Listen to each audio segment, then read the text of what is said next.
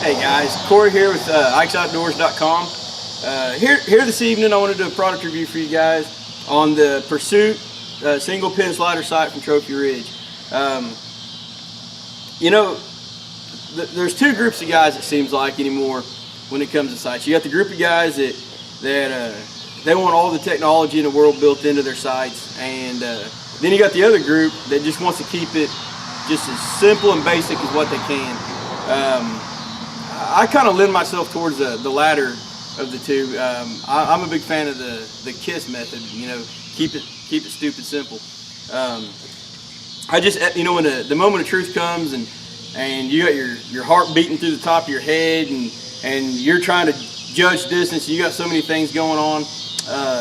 The more basic I can keep things, the better I like it. And having said that, I'm also a big fan of a single pin sight too.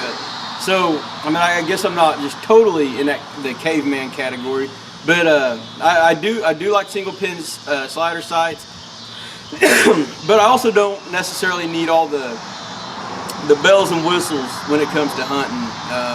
I want a sight that's going to be extremely well built. I want a sight that is going to be fairly basic and simple to operate and offer me fewer opportunities to make a mistake and screw things up, and so I kind of want a little bit of both, and that's where the Trophy Ridge Pursuit comes into play. And it's a sight that I've been shooting now for a month or so, and I've been really happy with it. In fact, I just took it off the new breed blade, and I'm going to put it on my carbon spider, and there's a really good chance it may be going into the deer woods with me this fall. So while I had it off the bow, I wanted to go ahead and talk to you guys about it, and just tell you guys a little bit about what's going on with this sight, because like I said, it's not a basic boring sight. There is a lot going on with it, but at the same time it doesn't have a lot of the bells and whistles that do two things with sights. First of all the accessories and bells and whistles, not only can they make it a little more complicated, they can also make it a lot more pricey.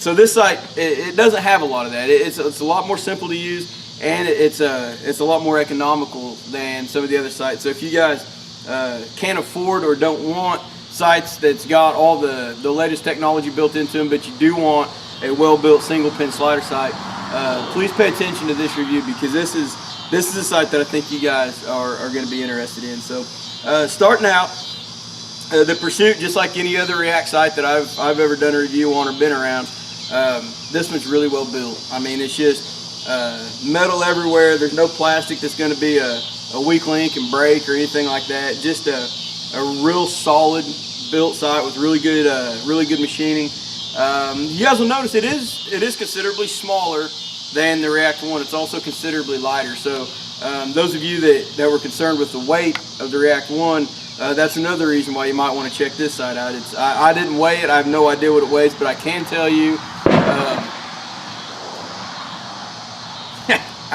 that's Ike. He always starts muzzleloader season way early. Anyways, this sight is a lot lighter than the React 1. I'm just picturing Ike over there gutting a deer out right now.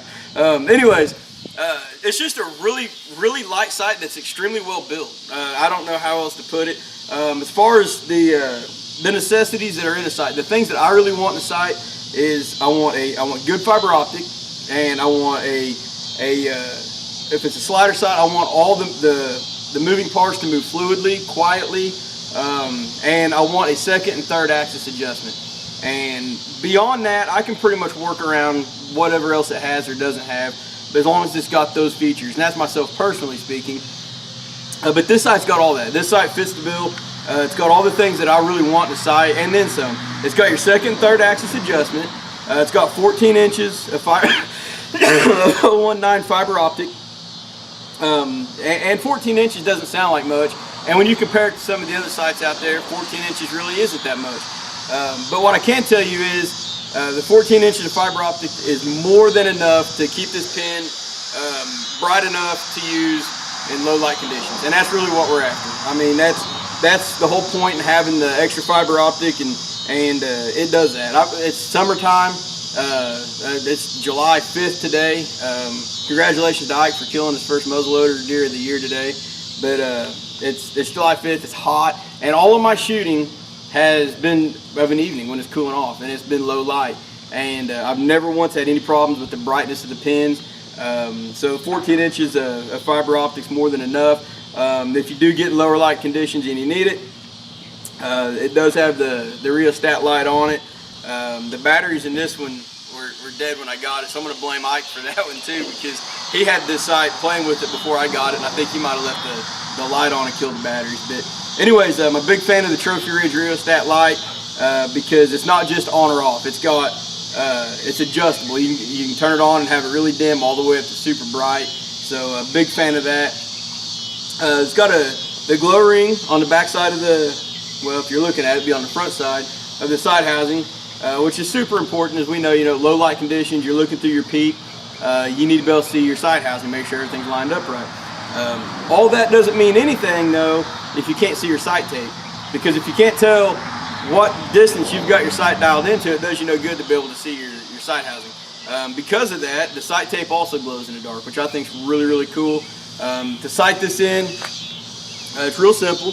You just adjust it until you shoot it at 20 yards. When you get it dialed in and shooting well at 20 yards, you're going to take a little marker or a pin, make you a line there, write 20, continue on down 30, 40, 50, 60, whatever, and just put your marks on there with your pin, and then, it's dialed in. So it's not like the smart pin technology where you sight in your 20 and 30 and it dials you in out to 100, but at the same time, it's not very hard to sight this thing in.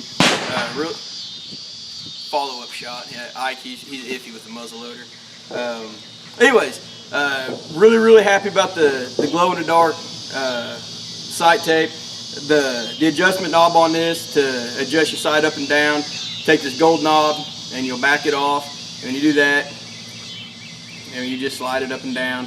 It's got a stop on it so you can't over loosen it and the knob fall off, which is really, really good. It's got all Durlin washers in it, which means that this sight, not only is it going to slide freely, but it's going to be really quiet. There's no metal on metal contact noise, no gritty feeling, no squeaking, popping, anything like that. It just moves super free and easy and quiet. Just really, really like this sight. I don't know. I honestly, there's really nothing about this sight that I don't like. It's got all the key features that you need in a quality sight, and